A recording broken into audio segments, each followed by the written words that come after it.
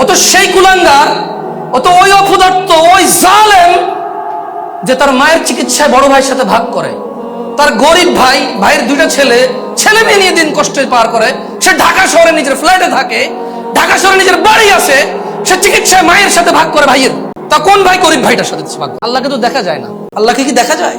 কিন্তু মাকে তো দেখা যায়। যুবক হচ্ছে ও যে তার বউয়ের কষ্টে কাজা দেয়। আরে তোর ভাবি জানিস, একটা যেমন চাইছি আল্লাহ তেমন দিছে, জানি না কি ভালো কাজ করছি। পেটে যখন বাচ্চা ছিল কি যে কষ্ট, তারপর আমার কষ্ট দেয় নাই। আহারে কষ্ট যদি দেখতি, কিন্তু সে নিজে তার মায়ের পেটে ছিল। তার মা আরো বেশি কষ্ট পাইছে, কারণ অভাবের দিন ছিল। আরে রাজা মহারাজারা কষ্ট পাইছে আগে, এখন তো ফকিরও পায় না। ঢাকা শহরে নাকি ভিক্ষা করে মানুষ 3 তলা বাড়ি করে। কিন্তু একটা সময় তো রানীরাও কষ্ট পাইছে, কারণ রাজারা মন মতো যেভাবে খুশি সেভাবে দাস দাসী রক্ষী টক্ষী রাখতো, তো বউরা তো মানিয়ে নিতে পারতো না। আগের যুগে রানীরও তত সুখ ছিল না, ওর বউয়ের যত সুখ এখন মাশাআল্লাহ। তাহলে মা লাগবে কেন? বাচ্চা কোলে নেওয়ার জন্য। বাপ লাগবে কেন? বাচ্চা মাদ্রাসায় দিয়ে আসার জন্য। তো এই যুবকরা আমি কি বলবো, আমাকে বলেন আপনারা।